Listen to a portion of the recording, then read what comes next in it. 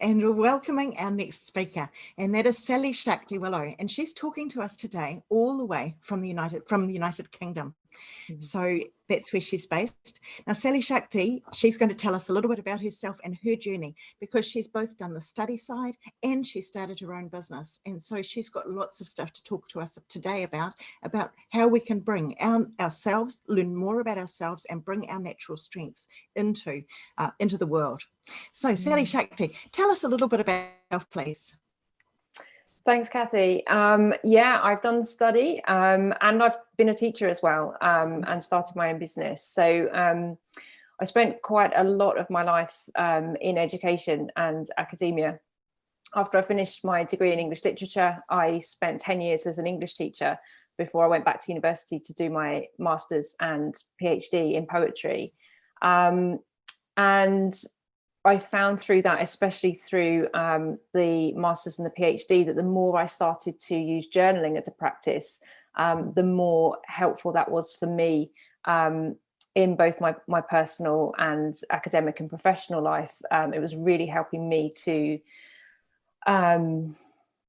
be much more grounded and helping me to work through a lot of the traumas that I had actually accumulated through my time in education and academia. Fantastic. And so you're talking about that trauma and developing that resilience through that. And so that's one of my first questions for you is, how have you used writing in your own life to strengthen that resilience and help to bring you through the trauma that was there?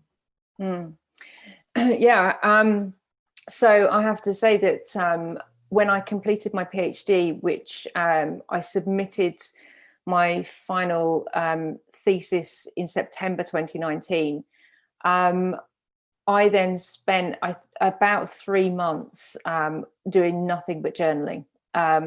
It was all I could do because it actually had been such a traumatic process for me to be in a PhD for 4 years, that I found very challenging for lots of reasons.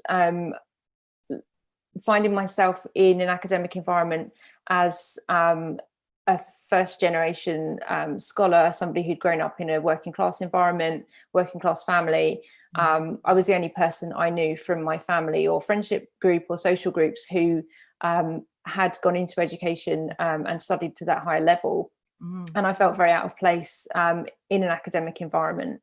And coupled with that was my spiritual practice as well, which also put me out of place in the academic environment. And that was one of the things that I was writing about. And I found it very difficult to write about it and speak about it because I didn't always feel that it was appropriate to bring into that context. So I had a lot of trauma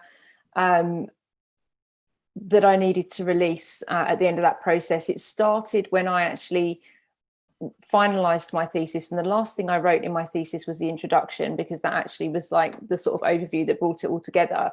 And that's when I started to realize how much trauma I was experiencing through that process. I wrote the introduction, and every time I came to read it, I couldn't stop crying. It was very personal. It was very, very deep for me. So once I'd submitted the thesis, I've always, I'm a writer, so I've always got a notebook with me. I had done some practice around the morning pages from The Artist's Way, and I'd worked with. I work a lot with Natalie Goldberg's practices, the writing down the bones. So. And obviously I've been writing poetry throughout my PhD as well. So I had a strong writing practice and journaling practice, but at that point after my PhD, whilst I was experiencing that trauma, I just really allowed myself to write down everything, everything that I was feeling, everything that I was thinking. I also had to use writing in a way to save my friends and family, because otherwise I was just downloading to them continuously. And they started saying to me, why don't you just go and grab your notebook and just write for a bit, which I did. And I actually found the process of that like a download. It was quite healing in the way that my experience of that was that the feelings would come through my body and move out, because I was writing typically by hand. And I found that doing this as a continual process over about 3 months, I got into some very deep feelings and some very ingrained behavioral patterns that I could just keep writing. And for me, that's a process of bringing those behavior patterns into consciousness and allowing them to pass through my consciousness and out of my body through that writing experience. And that was something that was very profoundly healing and empowering for me. Thank you so much for sharing that, because it can be interesting to learn about getting that stuff out of our bodies through that way. And I know of many other teachers who have used that sort of thing of encouraging people to write and to journal. And it doesn't have to just be writing, does it? It can start with pictures and all of that sort of stuff. It's about whatever, get it on paper, and it doesn't matter what it looks like or anything else.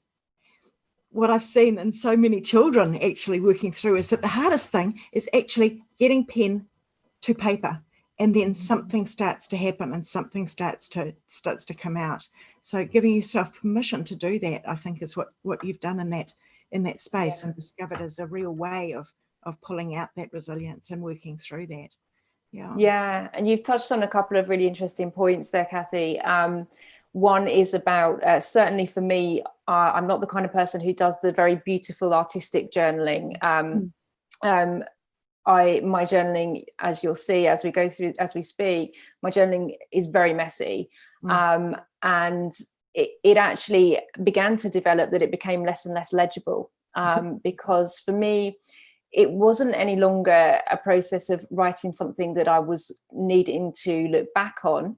There are a couple of reasons for that. It wasn't something that I was, consciously really wanting to write to record. It stopped being a process of writing to record, and it became a process of writing to feel and experience. And the more it became that, the less legible the words actually became on the page. And that's been an important process for me, the physical movement and the physical contact between the hand and the page, which I use as a daily practice, just before I go to bed, and every morning before I get out of bed as well, and throughout the day. just right. Just get that touch point. And I just wanted to mention as well that what you said about giving yourself permission is really important, and this is one of the traumas that I've come across. As somebody who has been in academia and always worked with English. I was an English teacher for 10 years. I obviously studied English at school and right through university. One thing that I'm aware of is the amount of trauma that can be caused by the pressure that people are under or feel put under, because so much of the ways that we're examined in our educational life is to do with what we write, and the writing process. We get judged on what we write and how we write above anything else, and that also can be very fear-inducing and trauma-inducing as well.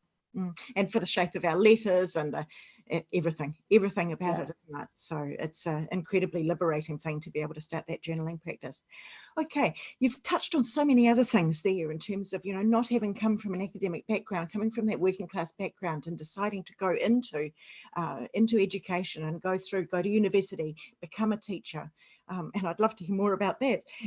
But I'd just like to also talk about what's been your experience of going through completing that PhD and now starting your own business.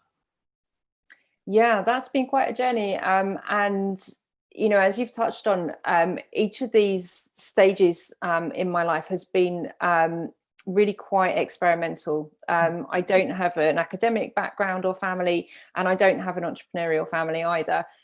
So, every time I'm doing this, I'm kind of finding my way, which is really exciting and also really challenging as well. In terms of my journey through education, briefly, I remember at school feeling like I was on a conveyor belt. There was this expectation that you were going to complete your GCSEs. This is how it was when I was at school. Complete your GCSEs, complete your A-levels, go to university. I didn't want to be on that conveyor belt. So I actually left school at the earliest opportunity. I wanted to get out and start my own thing. So I took a job and started working. I soon realized that actually I was quite bored in my job, and it would be much more fun and interesting to go to college. So I went to college and did my A-levels and went on to university from there. After university with a degree in English, again, it was a bit of a conveyor belt thing. It's like, well, what do you do? Oh, you become a teacher, you know, you become an English teacher, which I did for 10 years and found that incredibly traumatizing. I stayed in education far longer than my own energy system and nervous system could handle. I still feel myself experiencing a lot of trauma from that that I'm working with at the moment. And completing getting to where we are now, completing my PhD and starting my business, it was sort of accidental. It wasn't necessarily the plan. I knew I didn't want to become an academic because I'd already had such a traumatizing experience as a teacher, and it didn't really seem to be much different to me. But I wasn't exactly sure what I did want to do. So I actually started running journaling workshops because I'd been journaling and I'd found it so powerful. And I spoke to a few friends about it and they wanted to do it as well. So I started my business in a local cafe with 4 women who wanted to do journaling workshops with me. And that was at the end of 2019. Early 2020, I moved away from that area and I wanted to keep doing the workshops. So I started doing them on Zoom.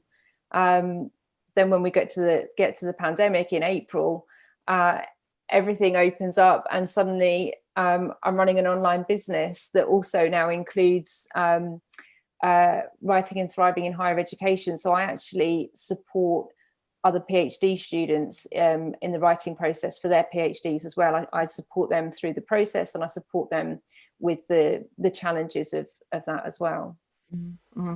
It's interesting when you talked about having completed your PhD and needing that sort of the 3 months. I know people that have completed their masters and as well as PhDs and so on, but particularly at that master's level where they feel like they have wrung their entire outsides out into the page and they've got nothing left of themselves. So it's a really interesting stories to hear from them about that process. So this stuff is hard, isn't it? Going into the higher education, you need to really know why you're doing it and have that core belief that this is what you're wanting to do and that you're going to work through to the bitter end and get it out on the page, no matter what the cost almost to yourself, isn't it?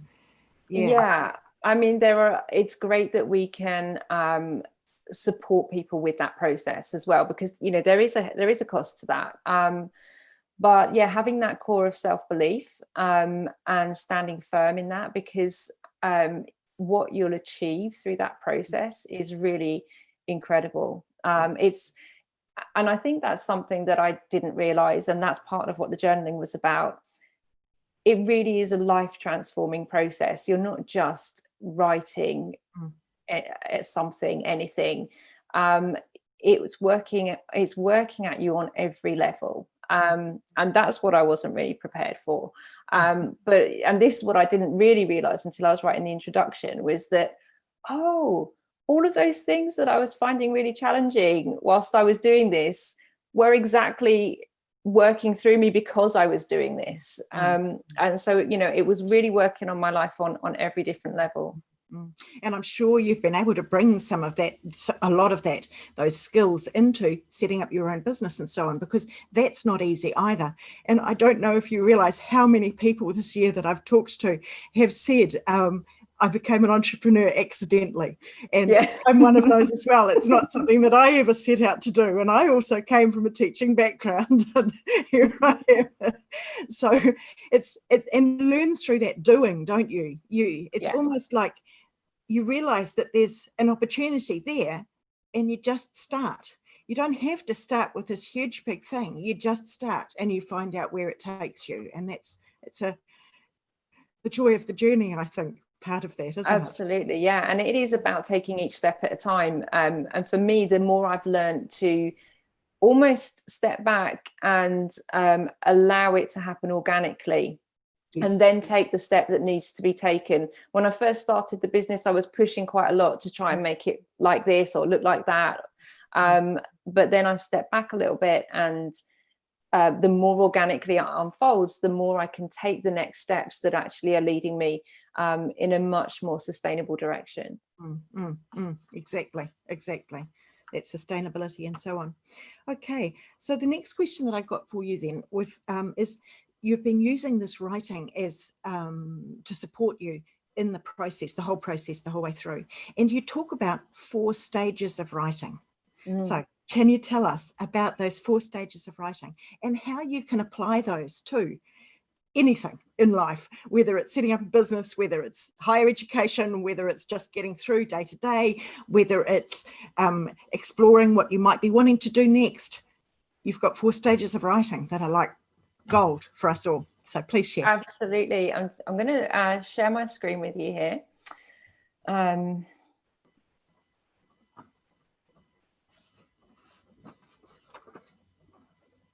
get that up and running. Okay, so these are what I have called the 4 stages of writing. And they take the form of the seasonal cycle. These processes started to form for me when I was doing my journaling, and also apply to any writing project on any scale. So typically the process starts in the spring, but you can see how it's a cyclical process. So the first stage of a writing project is writing as thinking, and I'm going to take us through some writing as thinking exercises after we've looked at these couple of slides. This is where we give ourselves permission to be in touch with the page, or it could be the keyboard if we're writing an academic project. But we give ourselves permission to let the thoughts come through, really in whatever stage of being formed or unformed that they're in. One of the primary pressures, as I mentioned earlier, that we put ourselves under as writers is the expectation that it has to be perfect, or needs to, it's supposed to come out perfect first time. Typically because what we've read has been well edited and well structured, and it will have been through several processes before it gets to that point. We expect our own first draft writing to come out like that, and it doesn't. And anything that we've read also didn't come out like that either. So we want to let go of that fear and give ourselves permission to write whatever is coming, whatever thoughts are coming, and they may or may not be related to the project that we're working on, but we just want to let them come through, because if we think about The Artist's Way, if we think about Natalie Goldberg writing Down the Bones, writing practice, it's just letting those ideas flow through in an unfiltered way that helps to free up the creative mind. So at that stage, it's about putting ideas down on paper and not censoring, not editing. So this is like, the shoots just coming up. They're still quite tender at that stage. And we don't want to be cutting them back or overanalyzing them, because they're not robust enough to withstand that. And then the cycle moves through into the summer, and we start to think about who we're writing for. We're starting to take that raw, unformed piece of writing and form it into something that communicates a message to another person. So we can start to revise and reread that piece of writing, and start to give it more shape and coherence. The third stage is to create a narrative or a structure. This is the autumn phase. This is where we're starting to bring it into shape and harvest what's there. So we're now really looking at, if, for example, if it's a piece of academic writing, it needs an argument. So are all the parts creating an argument? And what order do they need to be in to create that argument successfully? Moving then through to the winter stage, it's the time for editing, and that is about cutting back, cutting out, and redrafting as necessary. It's just as valuable a part of the writing process as any other.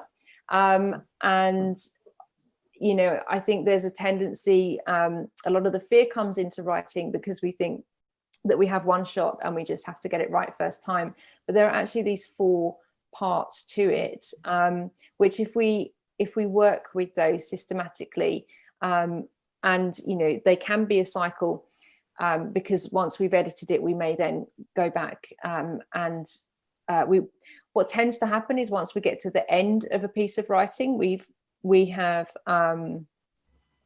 reformed our ideas and have a new understanding. So then the temptation is to want to go back and rewrite it because we suddenly understand it differently.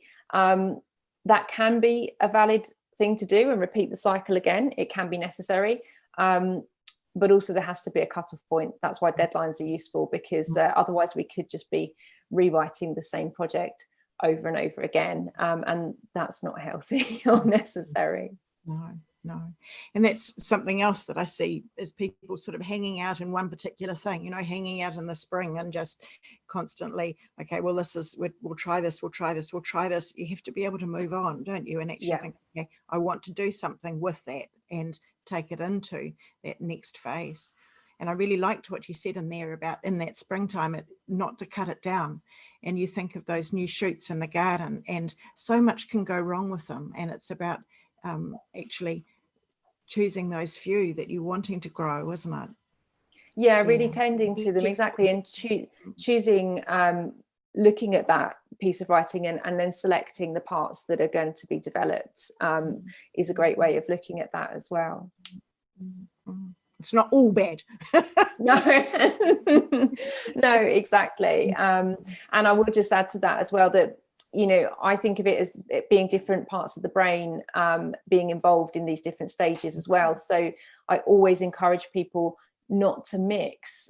In fact, this comes from Natalie Goldberg as well, but not to mix editing with the writing as thinking, because if you're trying to edit as you go along in that free, unformed writing phase, that's when you start to cut down the shoots before they've even really had a chance to grow.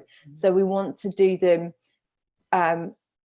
separately at different times, and I think it also helps to know that we're going to go through these 4 stages so that we're not trying to do them all at once, because it becomes destructive if we're trying to edit whilst thinking and you know, mix them all up a bit.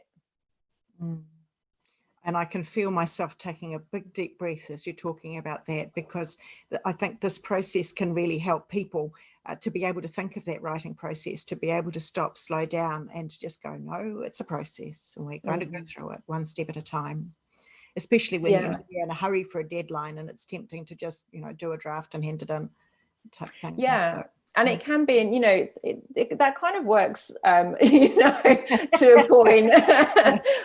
most undergraduates pretty much survive like that. But by the time I got to my PhD, what was happening for me was that I would know I had a deadline coming up, and I would sit at the laptop for days, unable to write, because I thought every single time I thought it's got to be perfect. And then after maybe like 3 days, I would think, okay, it doesn't, give myself permission. Okay, it doesn't have to be perfect. Just write something. Like, you've got to write something. So, and when it got to that point, I would start writing. And, you know, probably the first paragraph was, you know, a little bit shaky, but then I would really get into it and I would write. I would never try to read back or edit the same day, because again, I want to be in a different space for that. But when I did come back and look at it, I would usually find that it was much more usable than I thought it would be. And of course, you know, then I had the opportunity to change it and shape it. But just sitting there waiting for the perfect piece of writing to come out is just such a waste of time and energy. It's quite liberating, really, isn't it? Yeah. Absolutely. Okay, so you said that you would give us some more examples of these sorts of stages, so that would be really interesting. So I briefly want to touch on a little secret fifth stage to the writing, which is your passion. It's what's driving you. You know, once you've got this kind of cycle going, really what comes through the center of that and what really drives it is, why are you writing this? And whether that's an academic project or a creative project or whatever it is you're choosing to write, if you've lost motivation and you can come back in touch with your why, and that might even be something that you journal around, you know, why am I writing this? Any of these questions you could take as journaling questions. What am I writing? Who am I writing for? When? It could be when does it need to be done by? How am I going to write it? And then that key question, why am I writing this? That really is there to get somebody back in touch with the passion that's driving this project, and that can be a real motivator. Absolutely. And that, I think I've found over the years, has been the core motivator for anything, like, why are you doing this? Yeah, and with business as well. Absolutely. Yeah. Absolutely. And if you've no longer got a why, it's a great idea to be able to journal about that, to be able to find your new why. Yeah, get back in touch with it. So these are some exercises, and this is where I was speaking earlier about my journaling practice becoming less and less legible. It reached a point, especially during lockdown, reached the point where it wasn't even words anymore. It was the process of moving the pen across the paper. That and I would do it at different times, and it would come out differently. There would be lots of different feelings coming through it. For me, this is really helpful if I'm not even at the stage of being ready to vocalize or verbalize my feelings, and just letting them come through onto the page as they pass through my mind, or not even. It could just be a physical embodied process. So this is something that I encourage people to do for maybe 3 minutes, 5 minutes, 6 minutes, depending on how long you want to stay with the process, really. Looks amazing.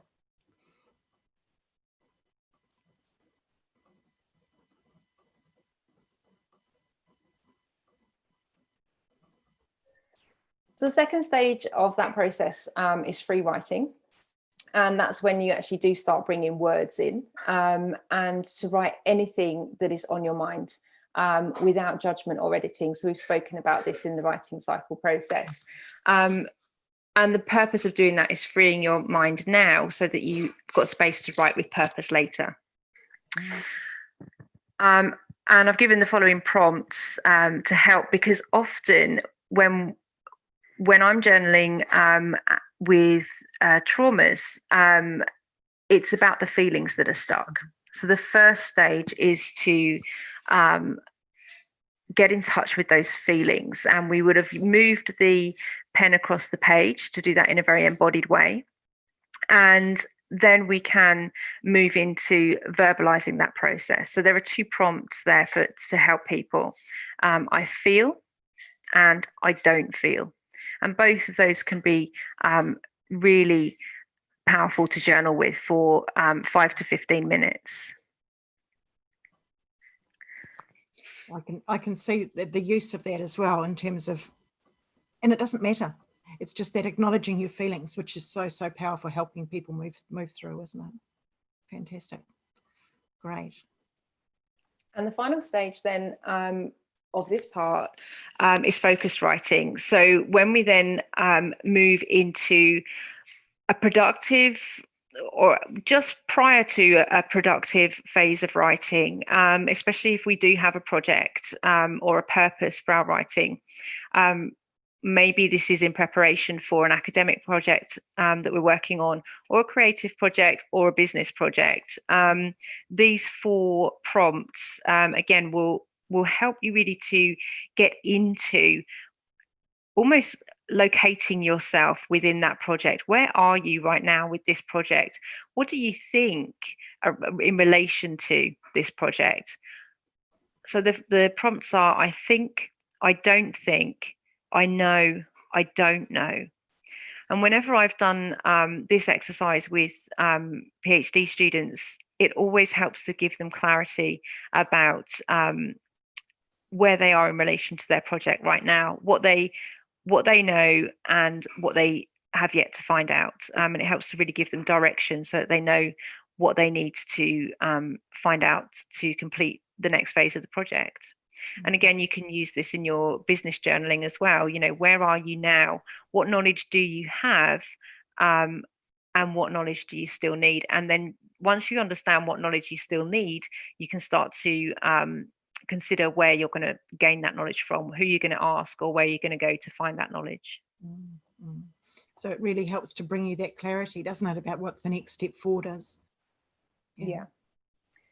So those are my top tips for the 4 stages of writing. All of these 3 exercises that I've just shared all actually relate to the first stage of writing. They're still the writing as thinking, the unformed process part, but they are extremely helpful as journaling prompts to support people through academic projects, creative projects, and business projects. And I've used them myself for each of those applications. Fantastic. And where can people find out more about what you do, Sally-Shakti? My website is www.writingthriving.com.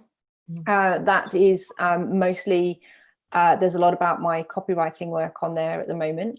So if you were to go to www.writingthriving.com/students, you'll find all of my work that I do with in higher education.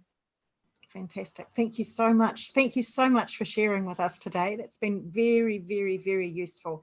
And I loved how the practice of journaling and those 4 steps of writing that you've talked about can be used in every single area of our lives. And so thank you for helping us to understand that it is a process, and that there doesn't have to be any judgment on this, because I think that's so much of what we need, is to be able to bring out ourselves into the world and without that judgment from others. And so your first picture that you had in that of just actually pen to paper, and it doesn't matter what comes out, nobody's going to see this. But being able to free ourselves of judging ourselves and what comes out of our pens is one of the first steps in that, isn't it? So absolutely. And that's another reason why I actually encourage people not to be too legible with their writing, because I know a lot of people have a lot of fear. You know, what if somebody reads my journal? What if somebody finds out how I feel? So it can help people to be much more truthful and much more in touch with their own truth, which ultimately puts one in touch with one's own power when one's in touch with one's own truth. To be able to write and know that what I write is for nobody will ever read it, including myself. And that's the thing, you know, we can burn them, we can throw them away. Yes. It really doesn't matter. It's just, it's almost like being able to use sand, isn't it? Being able to go to the beach or go out into the dirt and just be able to draw patterns and then being able to rub them away. It's that freeing yourself to be able to think in a way, isn't it? Absolutely. I will just add that the downside of that for me is at 3 o'clock in the morning when I come up with the best business ideas and I write them down, I've got no idea. Yeah. I often find that I have a piece of paper beside my bed with a pen, and that's when I can do some of my writing, and I just reach over and I just write whatever it is. And it's amazing. I don't even need to turn the light on anymore, and I can still read. Sometimes the ideas will be one on top of each other, but it doesn't matter. They are actually there enough for me to be able to capture them for the next Oh, day. that's great. There's a tip for you as well. Yeah, because mostly mine's not legible enough.